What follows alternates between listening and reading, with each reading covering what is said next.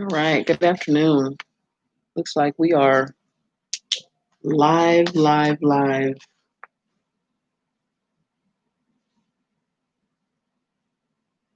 Today is September the 11th, Sunday, about noon 30.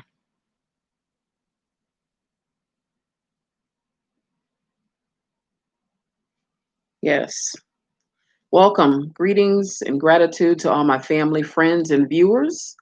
Welcome back to my African-centered travel vlog right here on YouTube. My name is Akila. Today I am coming to you with another video about basically increasing your freedom by obtaining a second passport. And so, citizenship and this whole relocation to Africa movement that's going on is a hot topic. And so, today I want to kind of tap into what I've learned my options are as an American planning to relocate abroad, what that looks like as far as citizenship in an African country, right?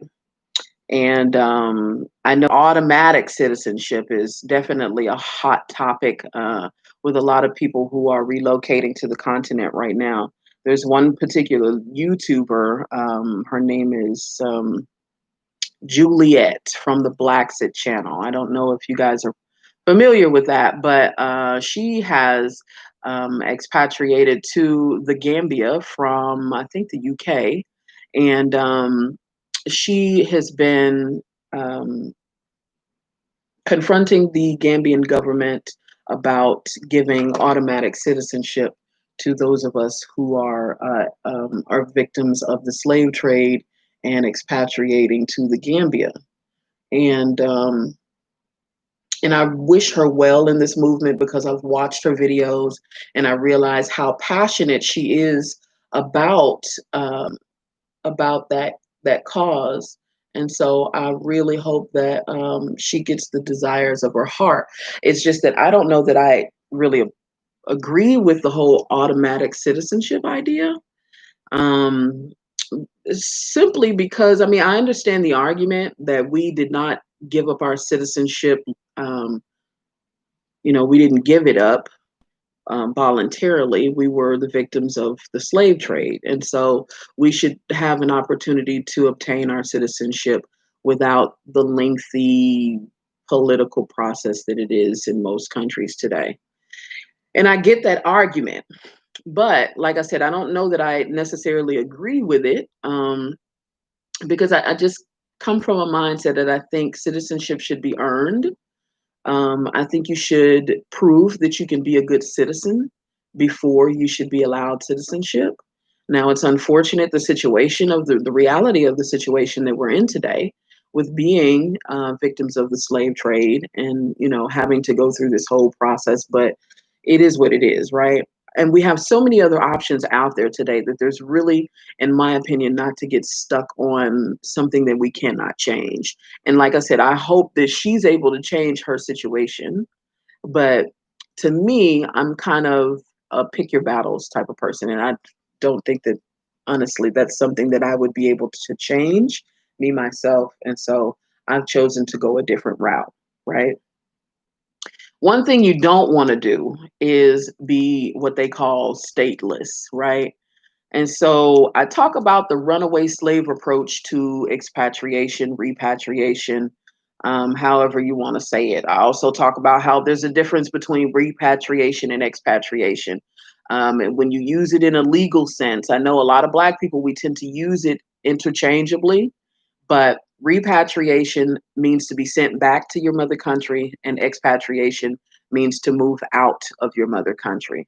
And we typically, as Black people, tend to use it interchangeably because we feel like we're being run up out of America or, where we're from. And Africa is really our real mother country. We just have been victims of the slave trade. So we tend to use it interchangeably, but in a legal sense, there is a difference. And so one thing you don't want to be is stateless, right?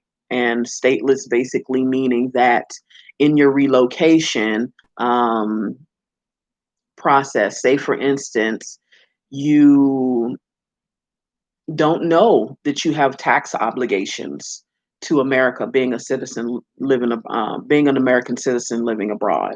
Um, all Americans, citizens, have to pay taxes. We have a tax obligation, no matter what, to the United States, just for holding that citizenship. And maybe you don't know that, and you do the runaway slave approach thing that I talk about, and I'll link that video. Um, in somewhere up top or at the end of the video, just in case you missed it. And you do the runaway slave approach to repatriation. And so you don't know that you have a tax obligation, and you move abroad and you never pay taxes again. And say, for instance, the US government revokes your passport because you owe them a bunch of money. You know, maybe you owe child support, maybe you owe uh, student loans, or, you know, maybe you owe the IRS, who knows? But you owe the US government money and you don't pay it, and you don't file taxes every year. And so basically they look at that as tax evasion. And then they make a decision to revoke your US passport while you're living abroad. This will put you in a bad situation, right? A very bad situation, and a situation I call stateless. And you don't want to do it because it opens up a lot of doors for things we're just not familiar with. Um, like, stateless people have a tendency of, you can be detained indefinitely with no human rights when a government can't identify you as belonging to a certain nation. um, you can't get places to rent to you. You can't vote. You can't, I mean, there's so many things you can't do when you're stateless. And so if you're trying to do things the legal way and you're not trying to go the runaway slave approach to expatriation or repatriation, you definitely don't want to be stateless, and you want to have a citizenship somewhere, right? And so if you don't want to stay in America and you want to relocate to another country, here I talk about relocating to Africa, but you know, the flag theory that I talk about actually can be applied anywhere, right? And so the flag theory basically is credited to a investment guru by the name of Henry Schultz.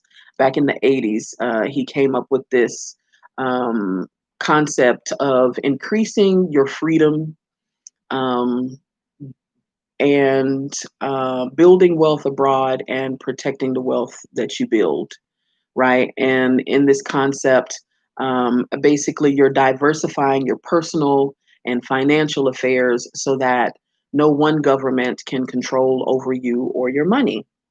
And so, like with the situation that's going on here in America, and there's a big issue with the police busting in people's houses, killing innocent um, citizens. You know, that is domestic terrorism, you know, and we have a right to relocate out of the country if we don't want to deal with that. You know, if you don't want to vote Democrat or Republican, you have a right to vote with your feet. And so in that situation, Henry Schultz believed that, you know, diversifying your personal and financial affairs so that no one government controls over you and your money. When you put that into context, you know, it's like, okay, well, this place is not a good place for me. I want to go and find a place that I can find a better quality of life, that I'm treated better. You know, there's nothing wrong with making that decision, but it needs to be a strategic plan. And so he felt like, um, planting flags in another country where you want to live, what that looks like when you put that into context. So let's say take the increasing your freedom. When you put that into context, that looks like obtaining a second passport, a citizenship somewhere else, so that if something goes wrong in this country, then you have a place to go. Building wealth abroad, that looks like looking for a country where there's a strong banking system that will, you know, help with your banking and business needs. Um, Building wealth abroad, that looks like a lot of people are into that digital nomad culture, where you need the internet to make money, off of like e-commerce, um, vlogging, freelancing. There's all different kinds of ways that you can, use the internet to make money. And so, also building wealth abroad, a part of that is tax avoidance. There's a difference between tax avoidance and tax evasion, and the rich get richer from tax avoidance. Avoiding paying taxes. You get to keep more of your money to be able to invest in other things to make your money work for you. So, and then the third flag that you plant in a country that you're looking to relocate, as far as Henry Schultz says, is protecting that wealth that you build abroad. You know, because a lot of us are digital nomads, you need to be able to protect your identity. Your devices and things. So you need things like a protected hosting site that protects your website. You need stuff like virus protection, VPN, things of that nature that'll help you protect what you're trying to build. Because, I mean, we should know that you can't build something without protecting it, or somebody will come and snatch it from you. And so that's pretty much flag theory. And so, what I've noticed in my research over the years, though, is that Henry Schultz flag theory worked better in like European countries, and parts of Asia. These still are typically frontier developing markets in those countries, but nonetheless, the flag theory tends to work better in European countries, right? But what I've done is applied that flag theory to the African continent, and it works. It definitely works. And so I want to share that as part of the logistics, is something to give us to help us strategically plan to relocate to the African continent, because I've noticed that a lot of our decisions are based on emotion, and there's nothing wrong with that. We need that as part of the plan. You need that call, that initial call, you feel that pull from your ancestors to relocate, you need that. But you can't totally base all of your plans on that, or you will make a lot of mistakes. And I'm saying that as somebody who's been there, done that. Right. And so I want to share my journey so that I can save you guys some of the steps. Right. And so I want to talk about countries. When you start to look at different countries, I've seen a couple YouTube um, bloggers that say that are in this whole niche community of relocating to Africa. I hear them talk about, well, people are asking me, what country do they need to relocate to? Do I need to go to Ghana? Do I need to go to the Gambia? Really, nobody can tell you where to relocate to, and part of this whole expatriation community is about being self-sufficient, being a free thinker, being able to get out there on your own and trust yourself and have faith in yourself in the process. You have to be able to do your own research. You can't be I need somebody to hold my hand the entire time of the way type person. You have got to free yourself from that mindset, or you will definitely struggle. Um, so I want to start with the very first flag, which is to increase your freedom by obtaining a second passport, right? And so when you start thinking about an African country to go to, you need to consider which African country. There's my dang on phone. Okay, we're gonna let that ring. I might have to get up and cut it off because it may be somebody who don't want to stop calling. Um. Anyway, where was I? When you are thinking about relocating and you're considering what country you want to relocate to, one of the first things that you need to think about is the freedom flag you want to plant. Which country do I want to go to? and it can't all be based on emotion, right? So you need to be thinking about, well, as an American, if I'm not ready to renounce my American citizenship, right? If I'm not in a position where I can renounce my American citizenship, I need my American citizenship, then you have to look at places that will allow dual citizenship, that will allow you to be citizens in two places at one time, right? And so there are about 20 or so African countries that will allow dual citizenship.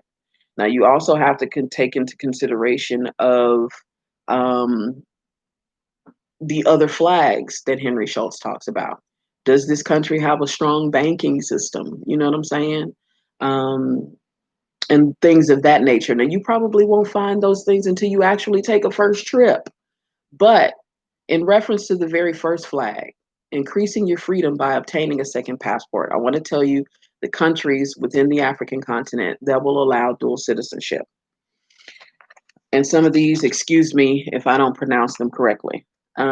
Algeria, Angola, Benin, Burundi, Ivory Coast, Comoros, Cape Verde, uh, Tunisia, Egypt, Djibouti, Ghana, Kenya, Malawi, Sudan, Somalia, South Africa, Nigeria, Morocco, Mauritius, uh, Lesotho, Libya, Uganda, Zambia, Sierra Leone, Madagascar, and the Gambia. These are African countries that you can obtain a second citizenship um, in these particular countries. And there's different ways that you can acquire citizenship in an African country. You can use citizenship by investment. You can acquire citizenship through naturalization. Now, naturalization is a blanket term because it's basically just meaning obtaining citizenship through natural ways, which can be by birth, excuse me, by marriage, by descent, natural ways. You know, if you're a foreigner and you're coming into the country on a tourist visa, and then you move on to a residence permit, and you're on a track to obtaining a citizenship, that too is naturalization. Natural ways that you can acquire citizenship. Those are all different ways to obtain citizenship in another country. And so some of these can be a very slow, lengthy political process. And this is one reason why it it doesn't work as well as it could in a Europe, the flag theory I'm talking about. This is one reason why it doesn't work as good as it could in a European country where you can get citizenship faster, right? So I want to kind of break it down and kind of talk about some of the slow and fast ways that you can acquire a second passport citizenship in another country. And so let's take the naturalization process, right? So like I said, if the naturalization process for a foreigner, let's say an African American coming to Africa that wants to seek out citizenship, that naturalization process starts with a visit. It starts with a tourist visa, and visas into the country for tourists can either be a single visa, single entry visa, or a multiple entry visa. And I talked about in the video called the U.S. Power of the U.S. Passport. I'll link that video as well somewhere up top or at the end. And it talks about the 184 countries that we as Americans have access to. America does have a strong passport. And so we literally have the freedom of going to 184 countries, and about 20 of those are African countries that we can go to visa free or visa on arrival. And so I'll link that video just in case you missed that. But um, when you are a foreigner and you're going to, and your intent is to relocate, but that starts with a tourist visa. And so it can be an either single entry visa or but if your intentions are relocation, you want to go for the multi-entry visa. And basically what that means is that let's take Ghana for instance. Depending on the situation, and what the information that you plug into your visa application, Ghana can give you a multi-entry visa, anywhere from a year to 5 years. And it doesn't mean that you have the right to stay within the country the whole 5 years. You can stay within the country, I think, 60 days at a time for Ghana. Now, each one of these African countries are different. So, like, I just filled out the application for Tanzania because I'm going there for my birthday, a little birthday holiday vacation, much needed after 2020. And so their visa process, their multi-entry visa is for a year, but you get at least 60 days in the country at a time. I'm sorry, 90 days in the country at a time for Tanzania. So it differs depending on which country you're talking about. But right now we're talking about Ghana. And so for Ghana, even though you may have a 5-year multi-entry visa, you can only stay 2 months at a time. And so when that 2 months is over, then you have to maybe cross into a neighboring country, maybe like the Ivory Coast. Maybe you go there for shopping or something, and then come back into the country. And that's typically how people do that when you want to stay longer, right? But then eventually you have to go to immigration and fill out the paperwork for a residence permit. And then having a residence permit and staying in the country for a while, that puts you on a path to citizenship. Now, that process typically in African countries can take anywhere from 7 to 10 years. Patience is the virtue when we're talking about Africa, period. There's a saying, no rush in Africa. You'll hear that a lot. And there goes that dang on phone again. But so that is the slowest way I've seen people acquire citizenship through naturalization. Is going through that tourist visa, residence visa, and then because like in Ghana, there were people who just now for the year of return received citizenship after being in the country for 30 years. Yeah, pretty sad. And like I said, it typically takes from 7 to 10 years. But because a lot of these African systems are still working off of old age systems, still paper, it's a process. It is a process. And so that is one of the slower ways of acquiring citizenship in an African country, right? But there are other ways, right? So, of course, naturally, if you're born in the African country, you're going to get automatic citizenship. But you can also get citizenship by something they call descent. If you can track your direct ancestors back to a specific country, this is a fast-tracked way to get citizenship. So it makes me think about the actor Idris Elba. I think that's how you pronounce his name.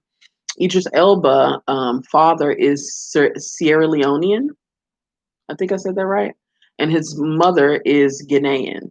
And so he was born and raised in the UK, but he recently got citizenship in Sierra Leone through his father's ancestry, right? And this is a fast track way of acquiring citizenship through descent. Um, Now, those of us who are coming from the diaspora that can't necessarily track our, I haven't. Let me just put it like this. I don't know because I haven't done enough research yet. If we, those of us that have DNA tests that say we're from this particular area, can we use that to acquire citizenship by descent? Because typically these are people who um, parents, you can track your parents back to this particular country, your grandparents, you know. So if we're victims of the slave trade, even though we may have a DNA test, I'm not sure if we can, maybe somebody who knows that answer can leave that answer in the comments for me and we can all learn something. But I don't know that us that don't have a specific father, mother, or grandmother can actually use that citizenship by descent. And so marriage is another way, is another fast track way to obtain a second passport or citizenship in an African country. And excuse me, should have had some water. I'm talking too much. Should have had some tea or some water. Okay, and so lastly, investment is another way to obtain citizenship in an African country. And so if you got like a good 500,000 seems to be the number that I see a lot to invest. You know, maybe you want to buy a big nice house, you know, $500,000 in an African country. Real estate is one of those assets that you don't have to report to the US government when you're filing your taxes every year. And so real estate and by investment is another fast track way to be able to acquire citizenship. And so that pretty much is all the information that I had today. I just wanted to let us know what our options are as far as increasing our freedom by obtaining a second passport or um, a second citizenship in another country. And so, because the name of the game is to diversify your personal and financial affairs, right? The more assets you have, the richer people are, they diversify literally. You can have your money over here in this country, your business over here in this country, you know, and as long as you have a passport to be able to access those countries, you know, typically the richer people get, the more they diversify their options and create wealth and freedom for themselves. And so, uh, so to recap, today I talked about increasing your freedom by obtaining a second passport. And so then I talked about the different countries that you can obtain a second passport in and the different ways that you can strategically plan to obtain that second passport in those countries, right? And so if this is news that you can use, definitely please like, share, subscribe, and comment below. And hopefully this was some news that you can use. And you know, I always end my videos with Black love is Black power. And I know a lot of people may be wondering what exactly that means, but Black power does not look like white power, right? We get our power from love, honor, and respect of one another. Simple. You know, if we can have love, honor, and respect for ourselves and one another, we can build off of that, because it's the things like group economics that comes out of the love, honor, and respect. But at first, it starts with the love, honor, and respect of one another. And that's where our power comes from. And so that's why I say Black love is Black power. And so with that being said, I'll see you guys in the next video.